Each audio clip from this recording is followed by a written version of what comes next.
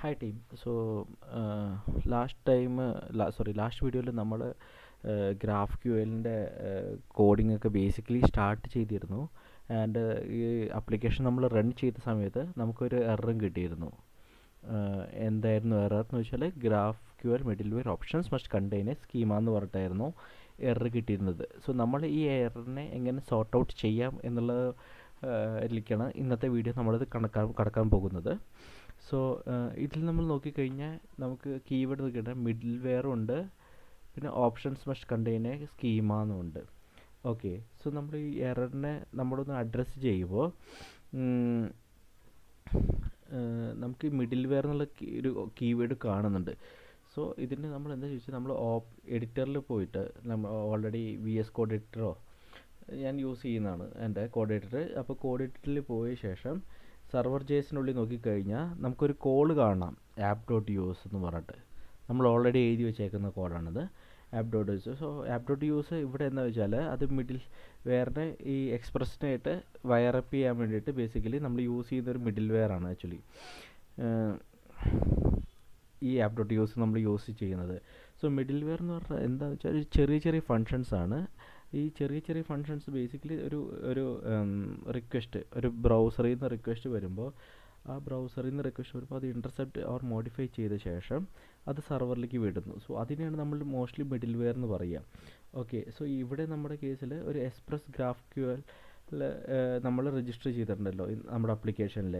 So ഇത് actually middle wear ആയിട്ടാണ് act ചെയ്യാം. ഈ എക്സ്പ്രസ് ഗ്രാഫ് ക്യു എൽ എന്നുള്ളത് സംഭവം മിഡിൽ വെയർ ആയിട്ടാണ് ആക്ട് ചെയ്യാം. സോ ഇനി അപ്പോൾ ബേസിക്കലി നമുക്ക് മനസ്സിലായി ഇഷ്യൂ നമുക്ക് അടിച്ചേക്കുന്നത് ഈ ലൈനിലാണ്, app.use എന്ന ലൈനിലാണ് ഇഷ്യൂ അടിച്ചേക്കണേ എന്നുള്ളത് നമുക്ക് ഇപ്പോൾ മനസ്സിലായിട്ടുണ്ട്. ഓക്കെ, നമ്മളിനി തിരിച്ച് എററിൽ പോയിട്ട് സെക്കൻഡ് പാർട്ട് ഇഷ്യൂ നോക്കിക്കഴിഞ്ഞാൽ നമ്മളൊന്നും കൂടി അനലൈസ് ചെയ്യുകയാണ്. അപ്പോൾ ഇനി ഈ എറർ മെസ്സേജ് നോക്കുമ്പോൾ നമുക്ക് മനസ്സിലാവും options must contain a schema എന്നും പറഞ്ഞിട്ട് എഴുതിയിട്ടുണ്ട്. മിഡിൽ വെയർ നമുക്ക് മനസ്സിലായി, ഇനി options must contain a schema എന്നും നമുക്ക് കാണുന്നുണ്ട്.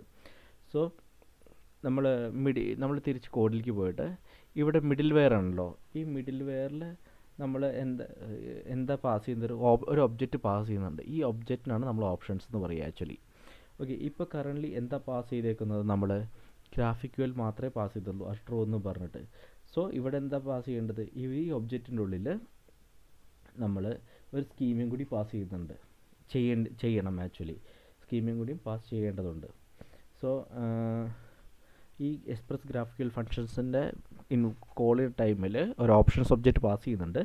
ഈ ഓപ്ഷൻസ് ഒബ്ജക്റ്റിൻ്റെ ഉള്ളിൽ സ്കീമ സംഭവം എന്നൊരു പാസ് ചെയ്യണം ആക്ച്വലി, സ്കീമയും കൂടി നമുക്ക് പാസ് ചെയ്യേണ്ടതുണ്ട്. ഇനി നമുക്ക് നോക്കാം എന്താണ് സ്കീമ എന്ന് ചോദിക്കാം.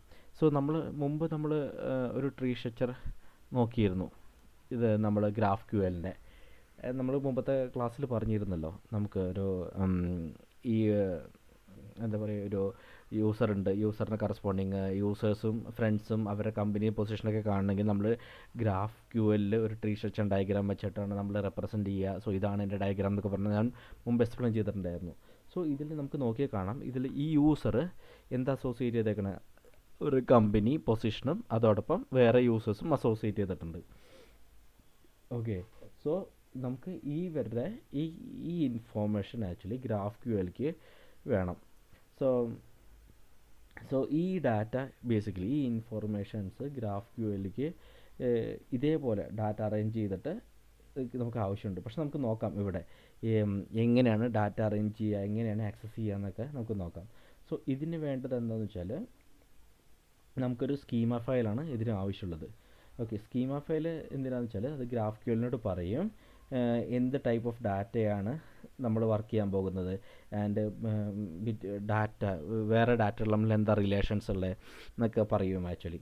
സോ അതിന് വേണ്ടിയിട്ടാണ് നമ്മൾ സ്കീമ ഫയൽ യൂസ് ചെയ്യുന്നത്. സോ സ്കീമ ഫയൽ ബേസിക്കലി എന്താണെന്ന് വെച്ചാൽ അത് ഗ്രാഫ് ക്യു എല്ലിനോട് പറയാനായിട്ട് ലൈക്ക് എന്ത് ടൈപ്പ് ഓഫ് ഡാറ്റയാണ് നമ്മൾ വർക്ക് ചെയ്യുന്നതും വേറെ ഡാറ്റകൾ തമ്മിലുള്ള റിലേഷൻഷിപ്പൊക്കെ നമുക്ക് മനസ്സിലാക്കാൻ വേണ്ടിയിട്ടാണെന്നുള്ളത്. സോ അതിന് വേണ്ടിയിട്ടാണ് സ്കീമ ഫയൽ യൂസ് ചെയ്യുന്നത്. സോ നമുക്ക് ഒരു കാര്യം ചെയ്യാം, നമുക്ക് സ്കീമ ഫയൽ പ്ലേസ് ചെയ്യാം ഇതിൽ നമ്മുടെ ആപ്ലിക്കേഷനുള്ളിൽ.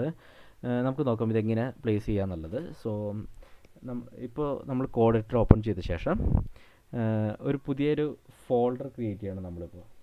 ഞാൻ ഫോൾഡറിൻ്റെ പേര് സ്കീമ എന്ന് കൊടുക്കുന്നത്.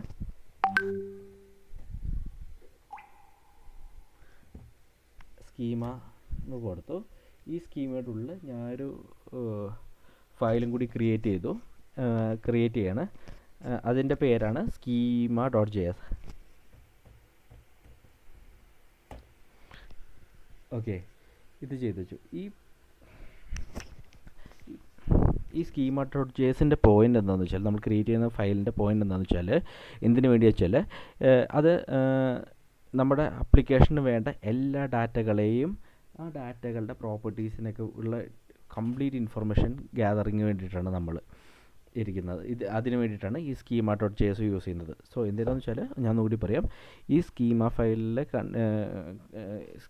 യൂസ് ചെയ്യുന്നത് വെച്ചാൽ നമ്മുടെ ആപ്ലിക്കേഷന് വേണ്ട എല്ലാ ഡാറ്റയും, ഓക്കെ, എങ്ങനെയായിരിക്കും, ലൈക്ക് അവരുടെ പ്രോപ്പർട്ടി എന്തായിരിക്കും, അത് എങ്ങനെ എക്സാക്ട്ലി ലൈക്ക് റിലേറ്റഡ് വേറെ ഡാറ്റയായിട്ട് എങ്ങനെ റിലേറ്റ് ചെയ്തിട്ടുണ്ടാവും എന്നൊക്കെ അറിയാനുള്ള ഫുൾ ഡീറ്റെയിൽസ് ആയിരിക്കും ഈ schema.file ഉണ്ടാവുക.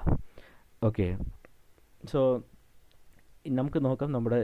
നമ്മൾ ഓൾറെഡി പറഞ്ഞു നമുക്ക് ഈ ഒരു ഡാറ്റ ആണ് നമ്മളിപ്പോൾ വർക്ക് ചെയ്യാൻ പോകുന്നത്. സോ ഇവരുടെ ഈ യൂസറിൻ്റെ കറസ്പോണ്ടിങ് പൊസിഷനും കമ്പനിയും വേണം, അതോടൊപ്പം മറ്റ് യൂസേഴ്സിൻ്റെ ഡീറ്റെയിൽസും വേണം എന്നുള്ളത്. അപ്പോൾ നമുക്ക് ഇതിൽ നമ്മുടെ സ്കീമ എങ്ങനെയായിരിക്കും നമുക്ക് നോക്കാം. നമ്മൾ ഓൾറെഡി വർക്ക് ക്രിയേറ്റ് ചെയ്തിട്ടുണ്ടായിരുന്നു മുമ്പ്.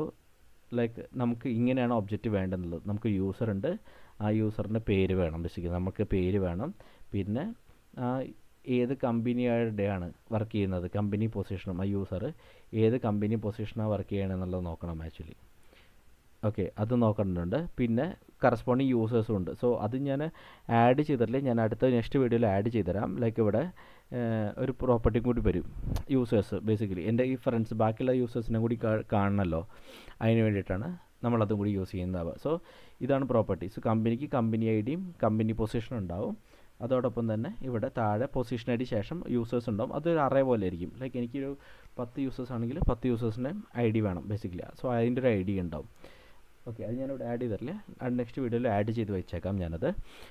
സോ ഇതാണ് നമ്മുടെ സ്കീമ ബേസിക്കലി. ഈ ഒരു ഡാറ്റയാണ് നമുക്ക് വേണ്ടത്. ഇപ്പോൾ നമുക്കൊരു ഐ ഡി കിട്ടി, നമുക്ക് എന്ത് ഡാറ്റയാണ് വേണ്ടതെന്നുള്ളത്. നമ്മുടെ ഒരു യൂസറുണ്ട്, ആ യൂസറുടെ ഐ ഡിയും പേരും വേണം. പിന്നെ എന്ത് കമ്പനിയാണ് വർക്ക് ചെയ്യണമെന്നുള്ളത്, എന്ത് പൊസിഷൻ. അപ്പോൾ അഡീഷണൽ 2 പ്രോപ്പർട്ടി ലിങ്ക് ചെയ്യാൻ വേണം. സോ ഇങ്ങനെയാണ് നമ്മൾ വർക്ക് ചെയ്യേണ്ടത്. സോ ഞാനിവിടെ വെച്ച് ബ്രേക്ക് എടുക്കുകയാണ് തൽക്കാലത്തേക്ക്. കുറച്ച് കൺഫ്യൂസിങ് ആയിരിക്കും, സംശയമുണ്ട് എനിക്കത്. നിങ്ങൾ ഗോ ത്രൂ ചെയ്യുക. എന്തെങ്കിലും ഡൗട്ട് ഉണ്ടെങ്കിൽ ആസ് യൂഷ്വൽ ചോദിക്കുക കമൻസിൽ. എനിക്കറിയുന്നുണ്ടെങ്കിൽ ഞാൻ എന്തായാലും പറഞ്ഞുതരാം. ഞാൻ നിർത്തുകയാണ് ഇന്നത്തെ വീഡിയോ. അപ്പോൾ ഇനി നാളെ കാണാം എല്ലാവരെയും. ബൈ.